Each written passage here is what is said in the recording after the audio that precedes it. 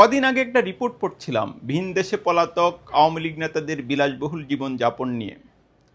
তো সে রিপোর্টে যথারীতি ওবায়দুল কাদের সাহেবের কথাও এসেছে।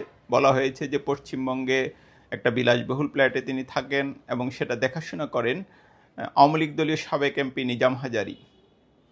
এবং কাদের সাহেবের আরেকটা ছবিও সামনে এসেছে, আপনারা হয়তো খেয়াল করে থাকবেন। তিনি একটা হাসপাতালে যাচ্ছেন অথবা হাসপাতাল থেকে বের হচ্ছেন, এমন একটা ছবি সামনে এসেছে। বয়স হয়েছে, তার হার্টে একটা বড় অপারেশন হয়েছে, স্বাভাবিকভাবেই কিছু শারীরিক জটিলতার মধ্য দিয়ে তিনি যাচ্ছেন। আজ মূলত ওবায়দুল কাদেরকে নিয়ে দুটো ইস্যুতে আলোচনা করব।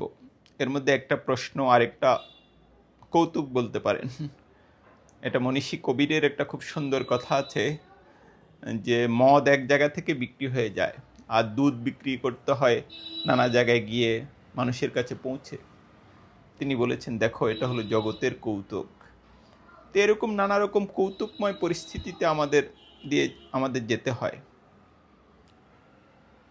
আমরা যেটা জানি যে ওবায়দুল কাদেরের একটা দীর্ঘ রাজনৈতিক ক্যারিয়ার রয়েছে। তিনি ছাত্রলীগের প্রেসিডেন্ট ছিলেন, দীর্ঘ কারাভোগ করেছেন এবং আওয়ামী লীগের বিভিন্ন পদে দায়িত্ব পালন শেষে আওয়ামী লীগের সাধারণ সম্পাদক হয়েছেন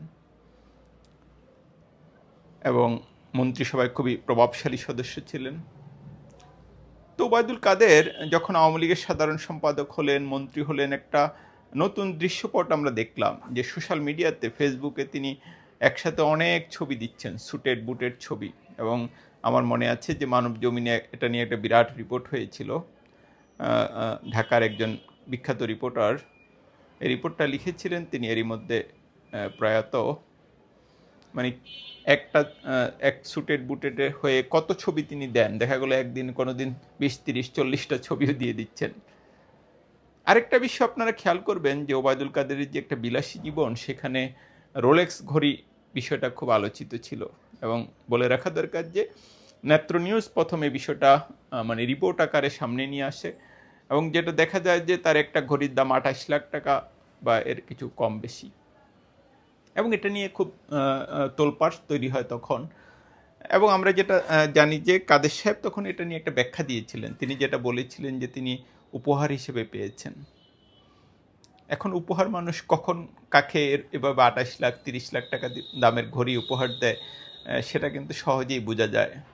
এবং আমরা যেটা বলেছি আগে, তিনি অনেকটা সাধারণ একটা জীবন যাপন করতেন। সেখান থেকে কিছুদিন সাংবাদিকতাও করেছেন কাদের সাহেব। সেখান থেকে এসে তার এই বিলাসী জীবন অনেকেরই দৃষ্টি কাড়ে, বিশেষ করে তার ঘড়ি, টাই, নানা রকম সুটেড বুটের ছবি। এখন আমার একটা কৌতুককর প্রশ্ন জাগে যে এই ঘড়িগুলি আসলে কোথায়? তিনি কি সব ঘড়ি নিয়ে যেতে পেরেছেন? আমরা যেটা জানি যে 5ই আগস্টের পরপরই কিন্তু কাদের সাহেব বাংলাদেশ ছাড়েননি। বেশ কয়েক মাস পর তিনি একটা বিশেষ ব্যবস্থায় বাংলাদেশ ত্যাগ করেন। তবে কাদের সাহেবকে নিয়ে আমার যেটা আরেকটা প্রশ্ন, সেটা খুব গুরুত্বপূর্ণ এবং রাজনৈতিক প্রশ্ন, যে ওবায়দুল কাদের কি এখনো আওয়ামী লীগের সাধারণ সম্পাদক আছেন? এমনিতে আওয়ামী লীগের তো মানে নেতাদের আমি যদি 3 ভাগ করি, 1 ভাগ এরই মধ্যে দেশ ত্যাগ করেছে, আরেক ভাগ কারাগারে রয়েছেন এবং আরেক ভাগ এরা মনে হয় বড় নেতা খুব একটা নেই, ছোটোখাটো নেতা যারা দেশে আত্মগোপনে আছেন। এবং যেটা আমরা শুনছিলাম যে আওয়ামী লীগ খুঁজছে যে দেশেই কেউ নেতৃত্ব দিতে পারে কিনা। এক্ষেত্রে হামিদ সাহেবের নাম বিবেচনায় ছিল, ওই দিক দিয়ে সাবের হোসেন চৌধুরীর নাম বিবেচনায় ছিল, কিন্তু এখন পর্যন্ত আমরা সেরকম কোনো কিছু দেখিনি। এর মধ্যে কিছুদিন আগে একটা রিপোর্ট দেখলাম যে শেখ হাসিনা এই ব্যাপারে এখন পর্যন্ত সবুজ সংকেত দেননি। আমার প্রশ্ন হচ্ছে সেটা নয়, আমার প্রশ্ন যেটা যে কিন্তু 5ই আগস্টের পর বিভিন্ন সময় আওয়ামী লীগের নামে কিছু বক্তৃতা বিবৃতি আমরা দেখছি। এবং যেটা আপনারা সবাই খেয়াল করেন যে আওয়ামী লীগ সভানেত্রী শেখ হাসিনা, যদিও তার ভিডিও বা ছবি দেখা যাচ্ছে না, কিন্তু তার নানা রকম অডিও বক্তব্য কিন্তু প্রচারিত হচ্ছে। এবং আমরা যেটা দেখেছি যে ভারতের প্রধানমন্ত্রীকে আমাদের প্রধান উপদেষ্টা প্রফেসর মোহাম্মদ ইউনূস বৈঠকের সময় বলেছিলেন যে শেখ হাসিনার এসব বক্তব্য বন্ধ করার জন্য, কিন্তু নরেন্দ্র মোদী এতে অপারগতা জানিয়েছেন। তিনি যেটা বলেছেন বোঝা যায় যে ভারতের সোশ্যাল মিডিয়াতে এরকম বহু মানুষ বক্তব্য দিচ্ছেন, এটা আসলে আটকানোর সুযোগ নেই।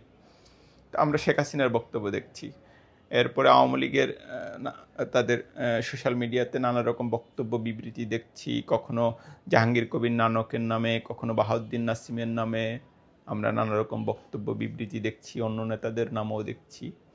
কিন্তু ওবায়দুল কাদেরের নামে কিন্তু আমরা কোনো বক্তব্য বা বিবৃতি দেখছি না। কিন্তু কাগজে কলমে তো তিনি আওয়ামী লীগের সাধারণ সম্পাদক।